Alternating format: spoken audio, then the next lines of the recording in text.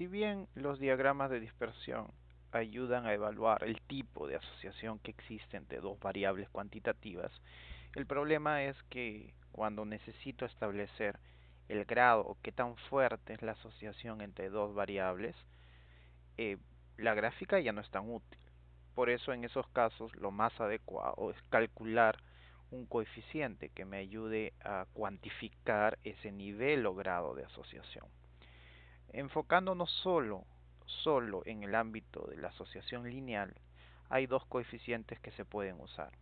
Un primer coeficiente que es la covarianza. La covarianza es una medida absoluta puesto que el valor que obtengamos de calcular la covarianza para un conjunto de variables está expresada en términos de las unidades de medida de estas variables. Eh, la desventaja que tiene este tipo de medidas es que la interpretación se hace complicada. Por lo tanto, se sugiere tener una medida también de asociación que sea relativa. Y en ese caso, la más conocida es la llamada correlación, pero hay varios coeficientes de este tipo. La que vamos a tocar es específicamente la de Pearson, que va a tener como ventaja de que ya no va a estar expresada en términos de las dos unidades de medida. Cuando se habla de término correlación, se hace énfasis a que estamos evaluando un tipo de asociación lineal, no se va a evaluar otro tipo de asociación en este capítulo. La covarianza entre dos variables nos va a indicar la dirección de la asociación lineal que se da entre ellas, es decir, si tenemos una asociación directa o si es inversa. Cuando la covarianza es positiva, en ese caso vamos a tener una asociación directa. Cuando la covarianza es negativa, eso indica que la asociación entre las dos variables es inversa. Y si esta fuera igual a cero, eso indica que no hay correlación, es decir, no hay asociación lineal. La covarianza muestral se denota como S sub xi. En el caso que habláramos de la covarianza poblacional, en ese caso se usa la letra sigma y se indica cuáles son las variables. La covarianza muestral se halla de esta manera: 1 entre n menos 1 multiplicado por la productoria, por la sumatoria, del producto de la diferencia de los datos de la variable x con respecto a su media por la diferencia que hay entre los datos de la variable y con respecto a su media.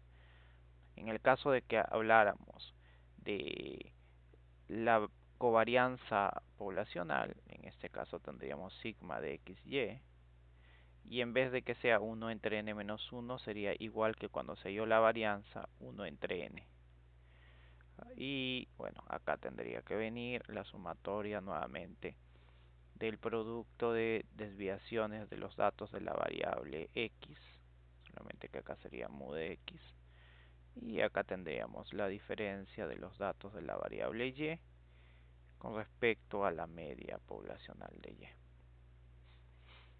Entonces, el signo de la covarianza nos va a indicar el tipo de asociación que hay. Sin embargo, no nos da una indicación directa o fácil de identificar del grado de la asociación que hay, puesto que como esta medida va a estar afectada por las unidades de medida de la variable x y de la variable y, no va a ser posible identificar si esta asociación es fuerte o no. Por lo tanto, eh, solamente usaremos la covarianza para identificar si la asociación es directa o inversa, en el caso de que la asociación sea lineal. El coeficiente anteriormente definido puede ser expresado de una manera más sencilla en el caso muestral, de esta forma. Eh, Simplemente descomponemos la sumatoria de los productos de las desviaciones de cada variable con su media de esta forma. Quedaría simplemente la suma de productos de los datos de x con y menos n veces el producto de ambas medias. Bien, esto de acá es más fácil de trabajar cuando uno quiere hacer algunos cálculos. Para el caso poblacional, esto sería exactamente igual, la idea es la misma, solamente que en vez de dividir entre n-1, se va a dividir entre n. Como la covarianza no nos da una medida adecuada sobre el grado o la fuerza de asociación entre las dos variables, una propuesta es la de hallar el coeficiente de correlación lineal de Pearson. Este coeficiente se define como el cociente entre el valor de la covarianza y el producto de las dos desviaciones estándar, las desviaciones estándar de cada variable. Aquí vemos la forma del coeficiente muestral, donde se utiliza la letra R. En el caso de que hablemos del coeficiente poblacional, simplemente esto se denota con la letra griega ρ de XY, y eso indicaría la correlación lineal de Pearson poblacional entre la variable X y Y. La expresión es la misma. Siempre vamos a dividir la covarianza entre el producto de las desviaciones estándar de cada variable. En este caso, el coeficiente nos va a indicar si estos puntos tienden a estar alineados en una línea recta, alrededor de una línea recta. Y a medida de que estos puntos se acercan más a esta línea recta, el grado o nivel de asociación va a ser mayor. Por lo tanto, a diferencia del coeficiente anterior, adicionalmente al signo que me indica el tipo de asociación, voy a poder evaluar el valor de la asociación, dado que ya no va a estar afectado por las unidades de medida de la variable. Y de esa manera puedo tener una idea de qué tan fuerte es la relación entre las variables que estoy analizando. Además, hay que tener en cuenta de que nuevamente es un coeficiente de asociación lineal, por lo tanto no nos va a ser útil para otro tipo de relaciones. ¿Qué propiedades son las más importantes? Algunas ya las hemos mencionado. En primer lugar, no tiene unidades de medida. Y eso es bueno porque ya no, la interpretación no va a estar afectada por ellas. Un segundo punto es que el valor que va a tomar el coeficiente va a estar siempre dentro del intervalo de -1 hasta 1. Y esto ¿cómo se va a interpretar? Si las variables no estuvieran asociadas, linealmente hablando, la correlación va a ser igual a 0.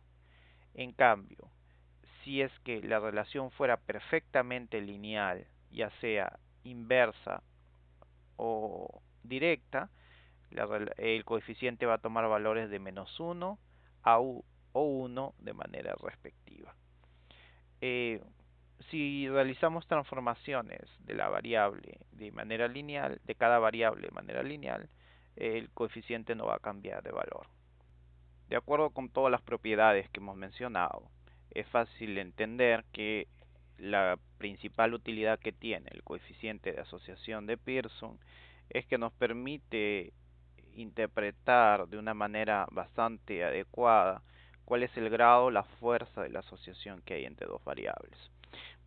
Y esto es fácil de deducir, puesto que como ya conocemos que el coeficiente toma valores solamente entre -1 y 1, entonces si en valor absoluto el valor del coeficiente tiende hacia 1, eso indica que la fuerza de la asociación es bastante grande.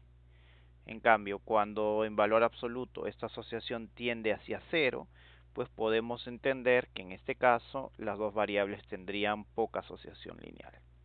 Por ejemplo, si para un caso en particular nosotros tuviéramos que la correlación entre dos variables fuera igual a 0.9, sabemos que 0.9 se encuentra posicionado casi por acá. Por lo tanto, es fácil darse cuenta que al estar ubicado muy cerca de 1, que es el valor que indica una asociación directa casi perfecta, esto indicaría que estas dos variables tienen una asociación directa bastante fuerte o fuerte. El poder interpretar si es muy fuerte o moderada o débil, en verdad es arbitrario y depende en muchos casos del área de estudios.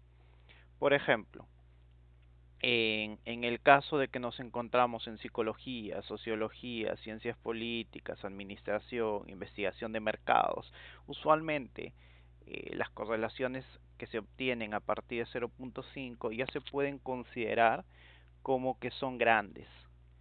Ah, y eso porque en muchos casos las mediciones que se realizan son a partir de cuestionarios y miden conceptos o variables latentes. Por lo tanto, al no tener indicadores cuantitativos duros, una asociación de este tipo ya se suele considerar bastante elevada.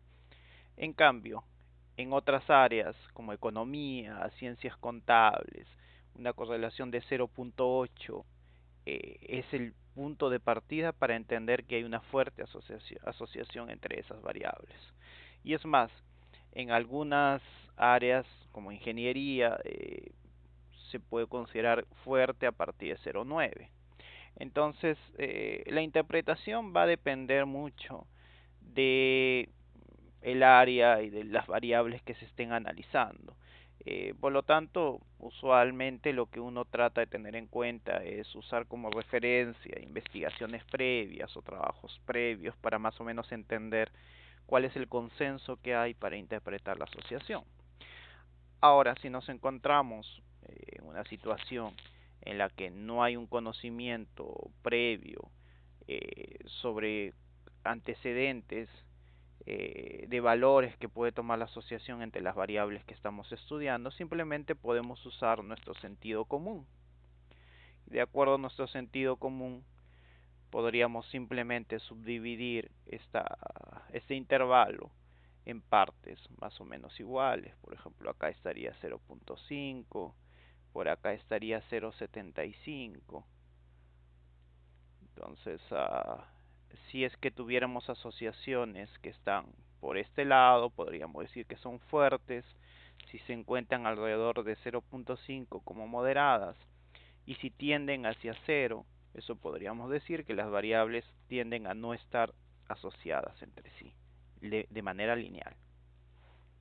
Es muy importante considerar que una alta asociación no implica necesariamente una relación de tipo causal.